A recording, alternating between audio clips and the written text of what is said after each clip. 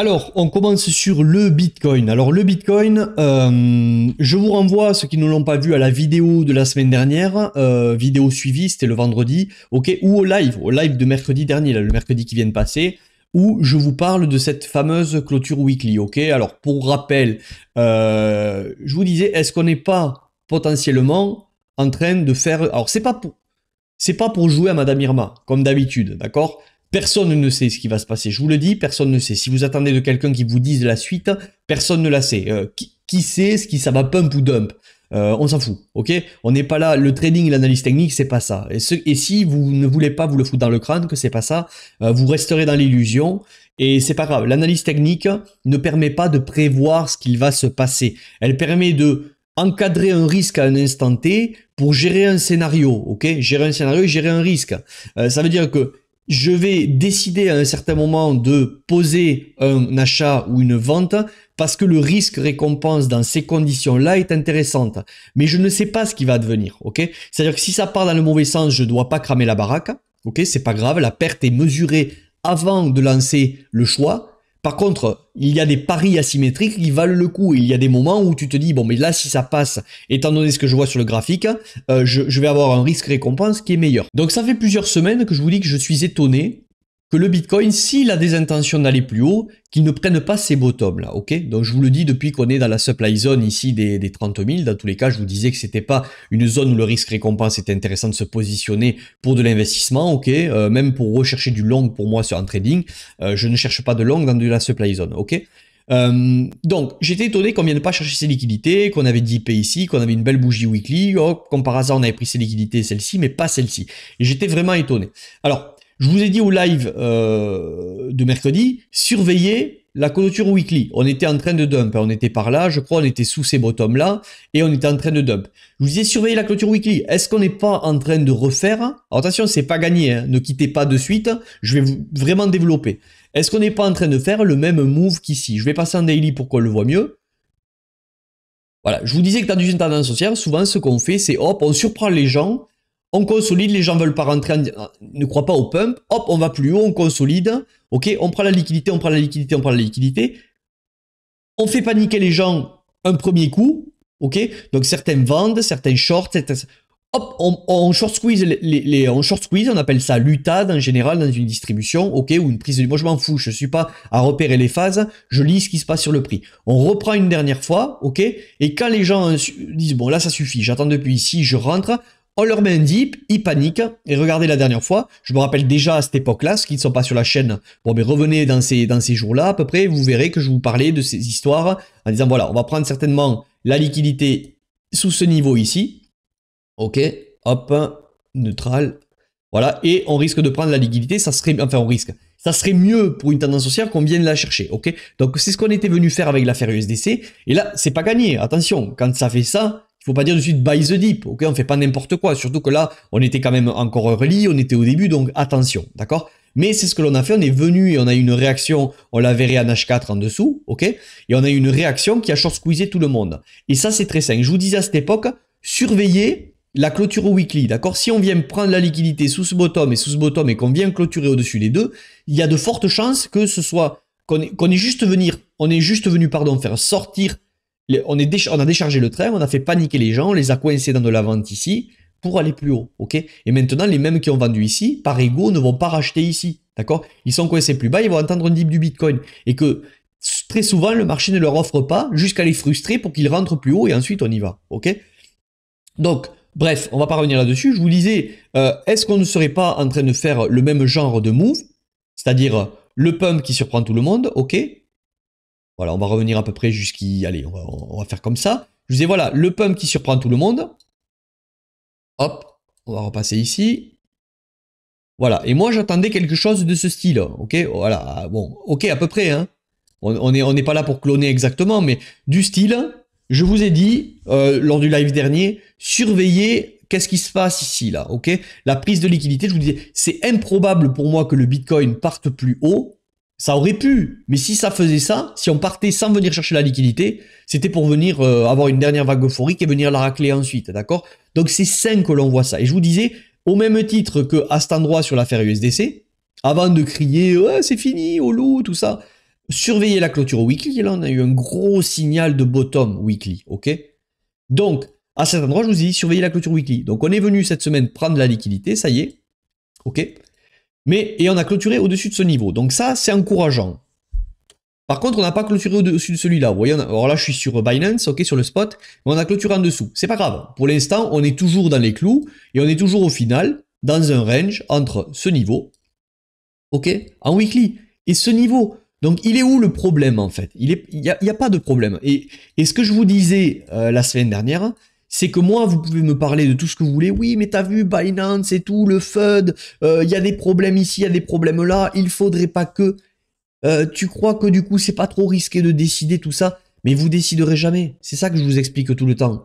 Est-ce que vous pensez sincèrement qu'un bottom se fait dans la joie et la bonne humeur, même dans une tendance haussière, dans une tendance haussière weekly ou monthly ou daily, ce que vous voulez, ici c'est rarement ici qu'on se dit ouais super c'est facile. C'est rarement ici qu'on se dit ouais super c'est facile. Les bottoms sont durs à capturer. Et si vous voulez, les bottoms se font jamais sur de la news positive. S'il y a de la news positive, on est plutôt là. Mais c'est pas parce qu'il y a de la news positive qu'il faut se jeter dans le train.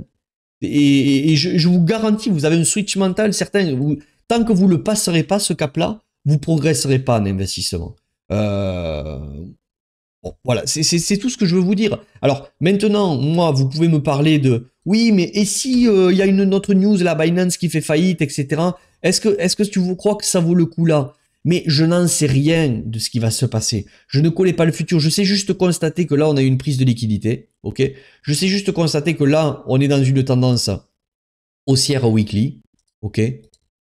Et que, comme je vous disais la semaine dernière, si j'achète ici, voire ici, ok, je sais très bien que dans cette tendance haussière, je suis plus probablement en train d'acheter un bottom de tendance qu'un top de tendance. Quand je suis ici, je ne sais pas si c'est le top de tendance, mais en tout cas, je sais que c'est pas le bottom puisque le dernier bottom de tendance est ici. Donc, ici, le risque-récompense est déjà meilleur qu'ici, ok. Est-ce que c'est le bottom? On ne sait pas dans la tendance. Est-ce qu'on est dans une tendance haussière? Oui, on l'a sous nos yeux, là en weekly, elle est sous nos yeux. Donc, la seule chose que vous pouvez faire, c'est, ok, le risque-récompense est bon. Je vous dis pas attention d'acheter là, hein. Là c'est un exemple que je vous donne. Hein. Le risque-récompense est bon puisqu'on est là. Si je décide d'appuyer sur le bouton, combien je perds si on invalide ce niveau? Par contre, quel est le pari asymétrique que je gagne si la tendance haussière continue? Tu comprends bien que si tu achètes ici, si la tendance haussière continue, probablement le prix tu le retrouveras là dans quelques semaines. Si cette tendance haussière continue, il faut vraiment le comprendre. Ça c'est pas et ouais mais tu te mouilles pas. Et si. Mais on peut pas se mouiller plus que ça. Et c'est ça qu'il faut que tu comprennes. Donc ok. Alors que si tu achètes, hop, je vais finir là. Si tu achètes ici, tu sais que potentiellement, si la tendance est haussière, ben, le plus haut est ici. Donc si on vient casser là, ça peut se terminer. Donc le risque récompense d'acheter ici n'est pas bon. Ok. Voilà ce que je voulais vous dire. Donc je vous parlais également la semaine dernière d'un scénario où moi je pense que les 25 000 que l'on a ici, les 25 250 que tout le monde attend, qui est en gros le épaule, tête, épaule inversée, la ligne de break weekly, tout ça, pour moi, l'offrir, c'est prendre le risque que trop de monde rentre en pullback, ok? Donc pour moi, si on vient ici, je pense, c'est pour enfoncer plus bas, c'est-à-dire peut-être revenir là sur les 22, 21, 20 000, on n'en est pas là, on va pas en parler, ok? Donc c'est pour enfoncer plus bas et faire paniquer les gens. Je vous parlais également de, on peut pas laisser cela gagner, donc il faut les sortir, mais est-ce qu'on a envie de laisser cela rentrer? Donc reprenez le live de la semaine dernière, je vous disais, à cet endroit à l'époque, le pullback, on était venu s'échouer sur l'affaire USDC, pile poil entre les deux, entre la team qui attendait le pullback ici, et la team qui croyait que ça allait tenir. On est venu casser, hop, on s'arrête au milieu, le supply est capturé, on short squeeze tout le monde et on bloque tout le monde. Ce n'est pas du retail qui capture un bottom ici, ok? C'est pas du retail qui pose un bottom à cet endroit, ok? Et je pense, moi, que, comme si on redézoome plus amplement, ici, le bottom de l'affaire FTX, il y avait la team des 10-12 000, rappelez-vous, et il y avait la team, non, les 20 000, c'est le bottom. Qu'est-ce qu'on a fait? On a cassé, on est venu, enfin, pas nous, hein. Le supply a été capturé ici. Est-ce que vous pensez sincèrement que c'est du retail à cet endroit qui a switché mentalement, qui a dit j'achète en masse pour asseoir un bottom? Mais bien sûr que non, bien sûr que non. Ok? Donc, à cet endroit, on est venu pour l'instant mécher entre ce niveau de cassure et entre ce niveau-là. Ok? Donc maintenant, on va voir ce qui se passe, c'est pas gagné. Cette semaine a l'air de bien réouvrir. Et on va maintenant aller voir en daily si on a connu là notre bottom dans notre tendance haussière. Ok, pam, pam, pam, tac, tac, tac. Est-ce qu'il est là le bottom dans la tendance haussière? Est-ce que ça y est, on est parti pour aller faire des plus hauts? Ou est-ce que, attention, peut-être que le bottom n'est pas vraiment là, on a besoin encore une fois de venir chercher la liquidité, ok, pour aller plus haut. Ok, on va le regarder. Par contre, qu'on clôture bien là-dessus, une clôture weekly sous ce niveau aurait pas été très, très belle pour la suite, là en tout cas dans cette tendance. Mais pour moi, le dernier bottom weekly est ici. Il est à 19 549. Donc tout ce qui se passe entre là où on est aujourd'hui et les 19 549, on peut très bien faire quelque chose de comme ça et aller faire un plus haut. Ok, la tendance weekly perd de sa force, oui, mais elle reste quand même pour moi haussière. Ok, toute cette zone, dans tous les cas, je vous en parlais depuis un moment, toute cette zone, pour moi, était une zone à liquidité. Hop, je vais appeler ça neutral. Ok, toute cette zone pour moi était une zone à liquidité. Et pour l'instant, elle a joué son rôle de liquidité. Mais pour que ce soit confirmé, on doit maintenant avoir de l'engagement. Et un peu comme ça, là, qu'on vienne maintenant bloquer et laisser tout le monde sur le carreau, entre deux eaux. Ok, donc on va voir en daily qu'est-ce qui se passe. Ok, désolé, je dis beaucoup ok, mais j'ai des tics de langage, hein, comme beaucoup, on a chacun les nôtres. Donc on va aller voir en daily, maintenant qu'on a pris la liquidité, qu'est-ce qui se passe? Alors, en daily, très bien, on est venu chercher tout ça, on est venu bouffer cette trendline là qui était trop propre, comme je vous disais, au même titre que celle-ci, à cet endroit, ok, voilà, nickel. Maintenant, qu'est-ce qu'on aimerait voir? On aimerait voir soit une réaction très puissante, comme il s'était passé ici, en daily. Donc, je vais vous montrer comment ça pourrait se matérialiser sur le prix. D'accord? Alors, est-ce que ce bottom-là est the bottom ultime? Ça va dépendre de ce qui se passe ici, au-dessus. Ok? On va comparer à cet endroit. Qu'est-ce qu'on avait eu besoin à cet endroit? On avait eu besoin à cet endroit de simplement une bougie de ravalement de la plus basse. C'est-à-dire, ok, vous le voyez ici. Ok, on n'avait pas eu cette structure là qui vous laisse vraiment rentrer tranquille. Ok, bottom, double bottom et on rentre. On avait vraiment eu une reprise en V-top. Donc si vraiment on voulait aller voir ici ce qui se passe, c'est en H4 réellement qu'on s'était retourné. Donc c'est pour ça que ben oui, pour de l'investisseur, swing trader, ben, vous êtes obligé quand même de dézoomer sur de la plus petite UT. Ok, alors hop, on va y aller. Donc en H4, vous voyez, on est arrivé ici, prise de liquidité, boum, boum, retournement de la structure à cet endroit. Ok, 1, 2, 3, 4, on retourne la structure et c'est parti, on y va. Et ça avait été très piégeux parce qu'on n'avait même pas eu ce fameux pullback à nouveau. On va vraiment exposer les choses. Hein. On n'avait pas eu, vous voyez, à la cassure de ce niveau et cette bougie, on n'avait pas eu le pullback ici. Donc on avait laissé de l'imbalance entre ces deux niveaux. Il faut arriver à décider, c'est très compliqué. Je vous dis pas que c'est facile, je vous dis au moins de vous poser les questions que l'on est en train de se poser là. Ok, donc on va repasser en daily. Donc il avait, en H4 on avait eu cette structure de retournement, mais en daily on avait eu uniquement cette bougie blanche, ok, qui ravale la bougie précédente. Ok, elle ravale la bougie précédente, le pullback la journée d'après, en daily on avait eu ce pullback. Bon, allez, je vais expliquer ce que je vous dis là. Ok, on ravale avec cette bougie blanche, le pullback et on s'envole. Donc il y avait un ordre d'achat à cet endroit. Ok, mais est-ce que ça voulait dire que c'était sûr? Non, mais ça voulait dire que acheter ici, en termes de risque-récompense dans cette tendance, était très intéressant. Pourquoi? Et je vais vous le faire avec l'outil long short. C'est pas pour du trading, c'est pour que vous compreniez. Si tu te positionnes au retest ici, ben, tu peux te couvrir à cet endroit, ok? Et tu vois bien que le risque, mince, et tu vois bien que le risque-récompense de faire ça est très bon. Parce que juste un retour dans la supply zone weekly à cet endroit t'offrait un choix ou un trade avec un risque récompense de 10 ou 12. Donc c'était excellent de se positionner ici. Donc est-ce qu'on ne pourrait pas dupliquer la même chose à cet endroit? Pour moi, si vraiment on se retourne maintenant ici et qu'on va plus haut, c'est pour aller la défoncer cette supply zone. Ok, elle n'aura plus lieu et rendez-vous maintenant dans ces zones-là. Donc est-ce qu'il n'y ait pas le même choix ou le même trade à faire? Là, on parle du Bitcoin. Sur les altcoins, certainement qu'il y a des RR plus intéressants, mais pour celui qui voudrait rentrer dans le Bitcoin, le RR maintenant dans cette tendance est meilleur que lorsqu'on était dans la supply zone. Ok? Est-ce que pour autant c'est le bottom? Là, je vous le redis encore une fois, je n'en sais rien. Pour l'instant, en daily, objectivement, est-ce qu'on a eu cette bougie qui ravale la bougie la plus basse? Donc la bougie la plus basse est à cet endroit. D'accord? C'est celle-ci, hein, la bougie qui emprisonne tout le monde. Est-ce qu'on a une clôture au-dessus? Non, hier on a une prise de liquidité, mais on a clôture en dessous. Donc il n'y a rien de bullish pour le moment. D'accord, attention, ne vous trompez pas. C'est comme je vous disais sur le canal Telegram, c'est pas à chaque fois de manière religieuse, ouais, buy the dip, buy the dip, buy the dip. Non, non, une cassure n'est jamais, tant qu'on n'a pas eu la clôture et un signal de retour, enfin, si on a une clôture après une cassure, c'est pas beau, et même si on a une cassure prise de liquidité, tant qu'on n'a pas le signal de retournement derrière, c'est pas buy the dip comme des malades.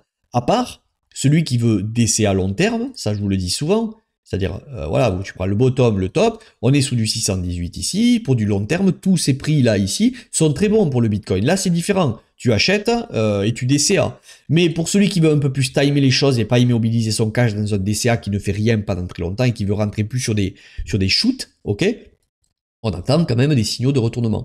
Un signal de retournement, je vous le dis maintenant, en daily, serait une clôture au moins au-dessus des 27 091, qui est le top de cette bougie-là, ok?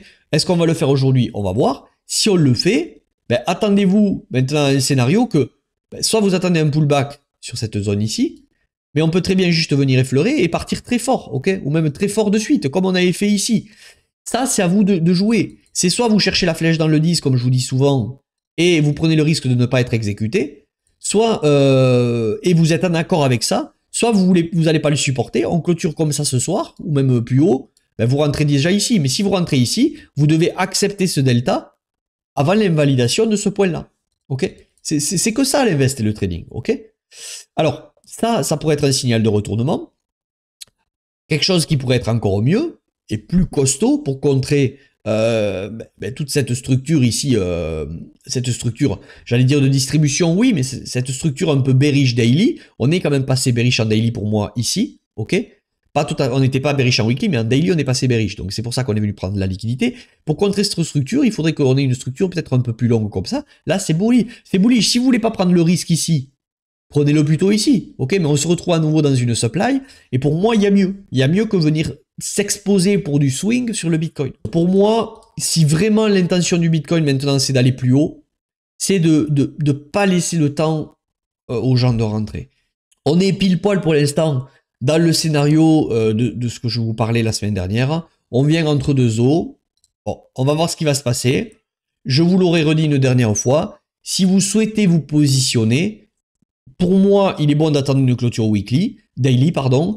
Si vous avez le temps, vous pouvez aller en H4. En H4, pour moi, on a vraiment une belle dynamique qui se réinstaure. On l'a déjà, vous voyez, cette hop, prise de liquidité, clôture. On l'a eu hier, donc oui, c'était à 18 h le 14, dimanche. Ok. Et là, on a une confirmation ce matin. Donc, là, en H4, déjà, vous pouvez éventuellement, pour ceux qui le souhaitent, vous positionner. On a eu, vous le voyez, bon, le temps que la vidéo sorte, désolé, je ne peux pas vous sortir les vidéos en taille en heure chaque fois. On a clôturé un H4 ici avec cette bougie, on est revenu retest, bip, et on a l'air de continuer. Bon, vous pouvez très bien trouver des points d'entrée ici, ou vous voyez, ici on a des zones d'imbalance à cet endroit qui n'ont pas été retestées dans cette dynamique. On peut très bien la faire un peu FOMO les gens temporairement, et bim, venir retester ce niveau. Donc le niveau des 26 961,55. Ok, toujours pareil, attention, bien surveiller. Si clôture en dessous de ce niveau, rien n'est gagné. Okay, rien n'est gagné et peut-être qu'on peut aller plus creux dans cette tendance weekly. Une dernière chose que je voulais vous dire, un scénario qui est probable aussi, c'est que non, ce n'est pas le bottom ici. Si tout le monde pense que c'est le bottom entre deux eaux et se positionne très fortement long avec du levier, il n'est pas impossible qu'on ait aussi quelque chose de ce style. C'est-à-dire, cette semaine, à nouveau une liquidation du bottom avec force, une panique générale et hop, une clôture au-dessus de cette bougie rouge. Ok, ça serait toujours ok dans la tendance weekly. C'est-à-dire qu'on aurait toujours ce bas, haut, bas, haut. On fait croire que le bas est fait ici. On remet un joli début de semaine. Ok, on vient racler à nouveau tout le monde. Et là, on vient clôturer au-dessus de ce niveau. Et ensuite, la semaine prochaine, on y va. C'est pas impossible, d'accord? Vous avez compris ce que je voulais vous dire là? C'est que cette semaine, on peut à nouveau venir bouffer cette bougie, mais il faut vraiment faire attention que la clôture se passe au-dessus de ce niveau. Si on commence à avoir une clôture weekly en dessous, c'est pas la fin du monde, mais c'est que là, les ardeurs vont se calmer, on aura peut-être besoin de revenir dans cette zone bleue pour potentiellement foutre un bottom ici et continuer cette tendance haussière.